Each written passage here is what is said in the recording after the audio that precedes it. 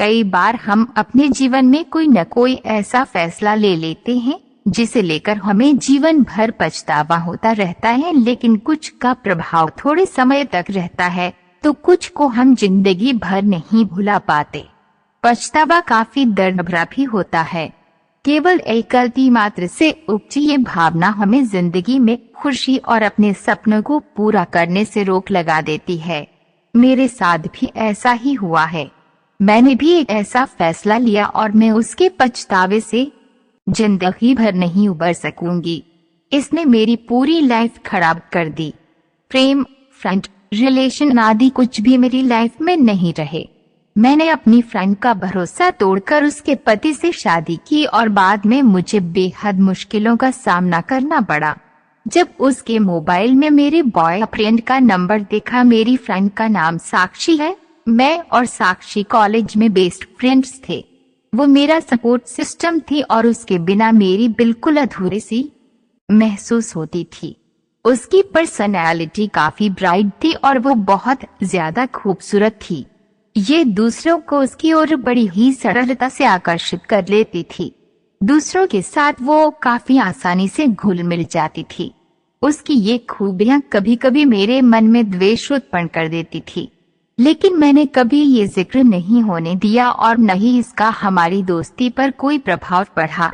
College के आखिरी साल में मेरा बॉयफ्रेंड था। एक दिन मैंने उसे साक्षी के मोबाइल पर उसका नंबर टाइप करते देखा। इस बीच दोनों काफी हंसी मजाक कर रहे थे। इसने मेरे मन में दबी पुरानी जलन को और बढ़ा दिया। मेरे लिए ये सहन करना काफी कठिन था कि मेरी दोस्त और मेरा बॉयफ्रेंड फ्लर्ट कर रहे हैं और वो दोनों मुझे धोखा दे रहे हैं। मैंने उससे इस विषय में कोई बात नहीं की क्योंकि मैं दोस्त नहीं खोना चाहती थी और इसलिए ही मैंने अपने बॉयफ्रेंड से ब्रेकअप कर लिया। ऑल्सो रीड डैश बजरंगी भाईजान के सीक्वल से करीना कपूर का पता हुआ साफ। इस एक्ट्रेस ने ली जगह में उसके पति की ओर आकर्षित हुई और हमने किस किया। कॉलेज समाप्त होने के कुछ वर्ष बाद हम दोनों को एक ही शहर में नौकरी करते हुए मिले और हम फिर से पहले की तरह साथ में समय बिताने लगे। हमारा बॉन्ड पहले से भी ज्यादा गहरा हो गया था। हम दोनों साथ में पार्टी करते थे, शॉपिंग पर जाते थे और आवश्यकता के समय हमेशा एक दूसरे के लिए मौजूद रहते थे। असफल रिश्ते में रहने के बाद मैं खुद को नॉर्मल ट्रैक पर लाने की कोशिश कर रही थी। इसी बीच मेरी साक्षी के पति से मुलाकात हुई। उसका पति बहुत चार्मिंग था और उसे देखते ही मुझे जलन होने लगी कि साक्षी को इतना अच्छा पति कैसे मिल गया। ये चौंकाने वाली चीज नहीं थी, लेकिन मैं उसकी ओर आकर्षित हो गई थी। मैं बार बार यही सोचती रहती थी कि मुझे इतना अच्छा साथी क्यों नहीं मिल सकता। दोनों प्यार में डूबे हुए थे और ये चीज भी मुझे परेशान करती थी और एक दिन वो हुआ जिसने सब कुछ गलत होने की शुरुआत कर दी। मैं साक्षी के घर गई थी। साक्षी ने मेरे से कॉफी के बारे में पूछा और वो कॉफी लेने किचन में चली गई थी। मैं व उसका पति अकेले थे। हमारे बीच अजीब सा टेंशन महसूस हुआ और अचानक हम दोनों ने किस किया। हमारा दिल तेजी से धड़कने लगा। साक्षी लौटी तो हम लोग नॉर्मल ही व्यवहार करते रहे।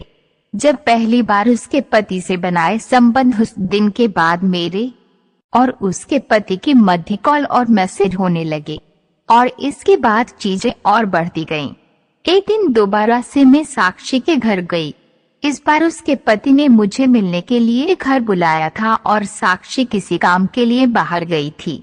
हम दोनों बेडरूम में संबंध बना रहे थे, तब अकस्मात साक्षी आ गई।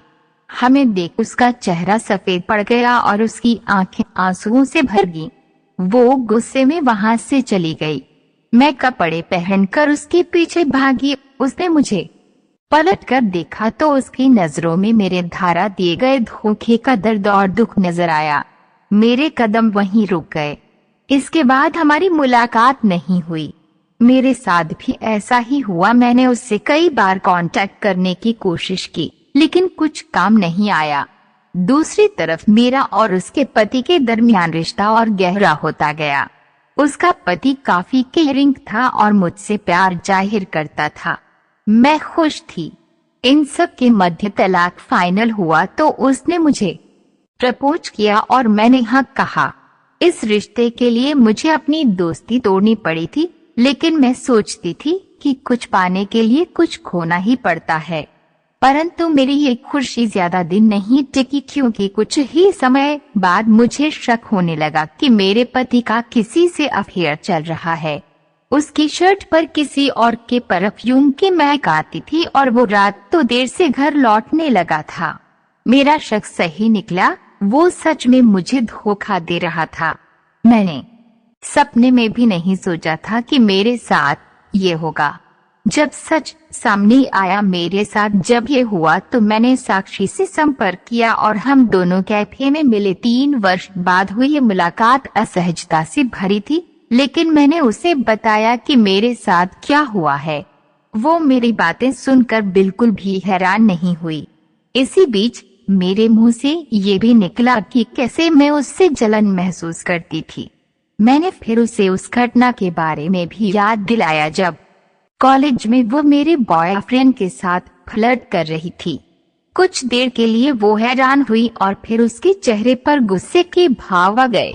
उसने बताया कि वो मेरे उस दौरान के बॉयफ्रेंड नहीं बल्कि उसके दोस्त की ओर आकर्षित थी और उसे इम्प्रेस करने के लिए ही वो उससे सहायता मांग रही थी। सच सामने आ चुका था और मेरे पास कहने और करने को कुछ नहीं बचा था। मैंने अपनी जिंदगी की सबसे बड़ी गलती की थी और जिसकी वजह जलन थी। मैं बयां नहीं कर सकती कि मुझे इसका कितना पछतावा है, लेकिन मैं जानती हूँ कि अब सब तबाह हो चुका है और कुछ